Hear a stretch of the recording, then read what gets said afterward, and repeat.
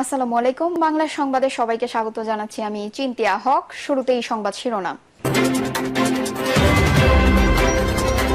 কাদের কিভাবে দেশ ছাড়লেন, আইজিপিকে ব্যাখ্যা দিতে বললেন ট্রাইব্যুনাল। এদিকে আগামী নির্বাচনে ৩০০ আসনে প্রার্থী দেবে ইসলামী আন্দোলন বাংলাদেশ। জানাবো আওয়ামী লীগ নেতাকর্মীদের উপর হামলা, যে বার্তা দিলেন নাসিম। জানাবো আইন উপদেষ্টার কার্যালয় ঘেরাওয়ের ঘোষণা বৈষম্য বিরোধী নেতার। এবং সর্বশেষ জানাবো সোনারগাঁয়ে ফুল দেওয়াকে কেন্দ্র করে বিএনপির দুই পক্ষের সংঘর্ষ। দর্শক, শুনছিলেন সংবাদ শিরোনাম, এখন বিস্তারিত। কাদের কিভাবে দেশ ছাড়লেন, আইজিপিকে ব্যাখ্যা দিতে বললেন ট্রাইব্যুনাল।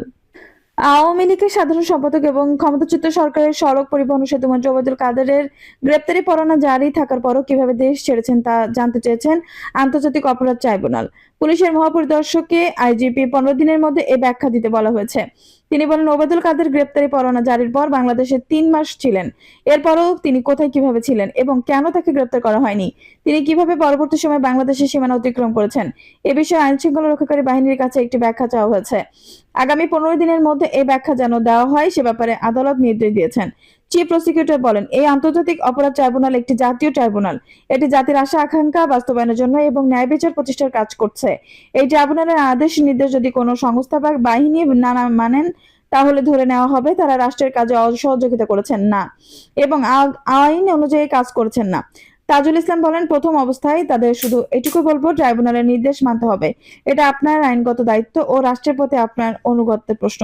যদি কেউ আদালতের নির্দেশ পাওয়ার পরও কোনো আসামিকে পালাতে সহযোগিতা করে, তাহলে ধরে নিতে হবে তারা আইন অনুযায়ী কাজ করছেন না। তাদের বিরুদ্ধে আইন অনুযায়ী অগ্রসর হওয়ার সুযোগ রয়েছে, তবে আমরা এখনই সেদিকে যাব না। সবার প্রতি আহ্বান জানাবো, ব্যক্তি বা প্রতিষ্ঠানের প্রতি অনুগত্য নয়, বরং আপনারা আইন এবং বাংলাদেশের সংবিধানের প্রতি আপনাদের অনুগত্য দেখাবেন। ছাত্র জনতার অভ্যুত্থানে গত 5 আগস্ট শেখ হাসিনা সরকারের পতন ঘটে।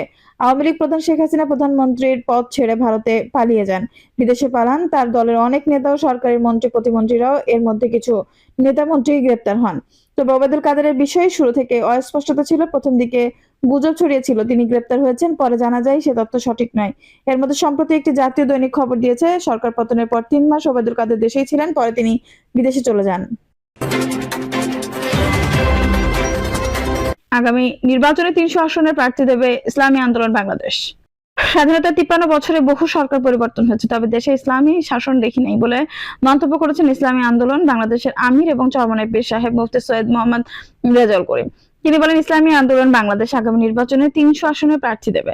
অতীতে ইসলামী দলগুলোকে স্বার্থন্বেষীরা তাদের স্বার্থে ব্যবহার করেছে, কিন্তু ইসলামী আন্দোলন বাংলাদেশ জনগণের জন্য কাজ করবে এবং ঐক্যবদ্ধভাবে রাজনীতি করবে। মুফতি রেজাউল করিম বলেন, বাংলাদেশে একবার নয়, দুইবার নয়, 5বার চোরের দিক থেকে 1 নম্বর হয়েছে। প্রতি বছর যে পরিমাণ অর্থ লুটপাট হয়েছে তা দিয়ে 2টি পদ্মা সেতু নির্মাণ সম্ভব ছিল।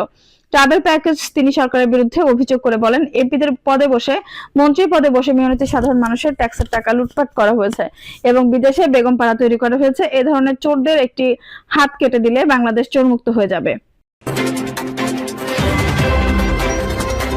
আওয়ামী লীগ নেতাকর্মীদের উপর হামলা, যে বার্তা দিলেন নাসিম। মহান বিজয় দিবসের কর্মসূচিতে বাধা ও আওয়ামী লীগের নেতাকর্মীদের উপর ন্যাক্কারজনক হামলার তীব্র নিন্দা প্রতিবাদ জানিয়ে সোমবার এক বিবৃতি দিয়েছেন দলটির যুগ্ম সাধারণ সম্পাদক আফম বাহাউদ্দিন নাসিম। বিবৃতিতে বাহাউদ্দিন নাসিম বলেন, সমগ্র বাঙালি জাতির ঐক্যবদ্ধ লড়াইয়ের মাধ্যমে এবং বাংলাদেশ আওয়ামী লীগ ও জাতির পিতা বঙ্গবন্ধু শেখ মুজিবুর রহমানের অবিসংবাদিত নেতৃত্বে বাঙালি জাতি পাক হানাদার বাহিনীকে পরাজিত করে চির কাঙ্ক্ষিত সুমহান বিজয় অর্জন করে।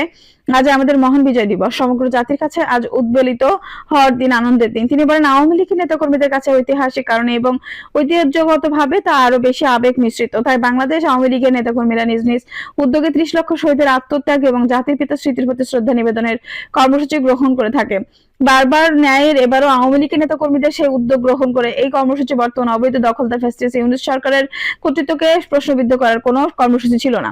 তারপরে এই শ্রদ্ধা নিবেদনের কর্মসূচিতে অংশগ্রহণ করতে যাওয়া আওয়ামী লীগের নেতাকর্মীদের উপর ন্যাক্কারজনক হামলা চালানো হয়। আইন শৃঙ্খলা রক্ষাকারী বাহিনী সদস্যদের সামনে হামলা করলেও তারা ছিল নির্লিপ্ত। গণতন্ত্র ও মুক্তিযুদ্ধের চেতনা বিরোধী চিহ্নিত সন্ত্রাসী গোষ্ঠী এবং অসাংবিধানিক দখলদার এই সরকারের লেলিয়ে দেওয়া সন্ত্রাসীদের হামলার মুখে আওয়ামী লীগের নেতাকর্মীদের অসহায়ের মতো আর্তনাদ করতে থাকলেও এই সন্ত্রাসীদের হৃদয়ের কোনো অনুভূতি জাগ্রত হয় না। ন্যাক্কারজনক এই হামলায় অনেককে মারাত্মকভাবে আহত করা হয়, যাদের সুচিকিৎসা দরকার, কিন্তু সেটা না করে অগণতান্ত্রিক ফ্যাসিস্ট ইউনূস সরকারের পুলিশ বাহিনী তাদের গ্রেপ্তার করে অনেকে এখন পর্যন্ত নিখোঁজ রয়েছে। এছাড়া বাসাবাড়িতে তল্লাশি করে নির্বিচারে আওয়ামী লীগ নেতা কর্মীদের গ্রেপ্তার করা হচ্ছে। এই হামলা ও গ্রেপ্তার থেকে ছাত্রলীগের সাবেক নেত্রীরা ও নারী নেত্রীরাও রেহাই পাচ্ছে না। আমরা এর বিচারের দায়ভার জনগণের উপর ছেড়ে দিতে চাই।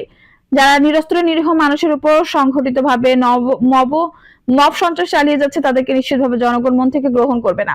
এবং বাংলাদেশ আওয়ামী লীগের পক্ষ থেকে আমরা এই হীন অপতৎপরতার তীব্র নিন্দা ও প্রতিবাদ জানাই। আমরা বিশ্বাস রাখি দেশের জনগণের আহত বিবেক সুযোগ পেলেই এর জবাব দেবে এবং সেদিন এসব সন্ত্রাসীদের বিচার বাংলার মাটিতে হবে। শত প্রতিকূলতা ও বাধা বিপত্তি ডিঙিয়ে জীবনের ঝুঁকি নিয়ে বাংলাদেশ আওয়ামী লীগ যেসব নেতাকর্মী গণতন্ত্রকামী রাজনীতির এই বন্ধা সময়ে বিশেষ বিশেষ দিবসের কর্মসূচি পালন করে যাচ্ছে, তাদের প্রতি বাংলাদেশ আওয়ামী লীগের পক্ষ থেকে ধন্যবাদ ও কৃতজ্ঞতা। আমরা মনে করি মহান মুক্তিযুদ্ধের চেতনা বঙ্গবন্ধু ও তার সুযোগ্য কন্যা শেখ হাসিনার প্রতি আমাদের এই স্প্রাত দৃঢ় মনোভাবের কারণেই আমরা হিমালয় সম বাধা ডিঙিয়ে সম্ভাবনায় নতুন সূর্য ছিনিয়ে আনবো ইনশাআল্লাহ। আইন উপদেষ্টার কার্যালয় ঘেরাওয়ের ঘোষণা বৈষম্য বিরোধী নেতার। বিডিআর হত্যাকাণ্ডের বিচার নিশ্চিতের দাবিতে ভিকটিম পরিবারগুলোকে সঙ্গে নিয়ে আইন উপদেষ্টার কার্যালয় ঘেরাওয়ের ঘোষণা দিয়েছেন বৈষম্য বিরোধী ছাত্র আন্দোলনের অন্যতম সমন্বয়ক মাহিন সরকার। ফেসবুক পোস্টে মাহিন সরকার বলেন, দায়িত্ব গ্রহণের 4 মাস অতিবাহিত হওয়ার পরেও বিডিআর হত্যাকাণ্ডের বিচার নিশ্চিত করতে না পারা হলো এই অন্তর্বর্তী সরকারের একটি চরম ব্যর্থতা।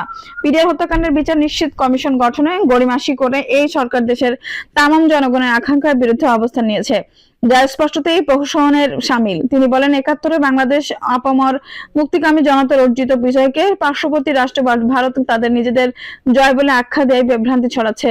এমত অবস্থায় বিডিআর হত্যাকাণ্ডের বিচার নিয়ে অবহেলা করা এবং ভারতের এমন ইতিহাস বিকৃতির স্পষ্ট প্রতিবাদ না জানানো আমাদের স্বাধীন বাংলাদেশের সার্বভৌমত্বের জন্য হুমকি স্বরূপ। এরই প্রতিবাদে জুলাই গণঅভ্যুত্থানের একজন নগণ্য অংশীদার হিসেবে বিডিআর হত্যাকাণ্ডের ভিকটিম পরিবারগুলোকে সঙ্গে নিয়ে আজ 17 ডিসেম্বর আইন উপদেষ্টার কার্যালয়ে ঘেরাও করব।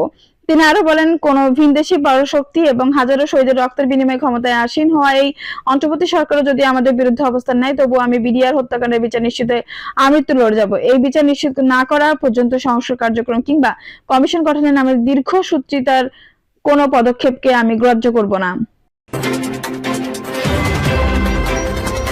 সোনারগাঁয়ে ফুল দেওয়াকে কেন্দ্র করে বিএনপির দুই পক্ষের সংঘর্ষ।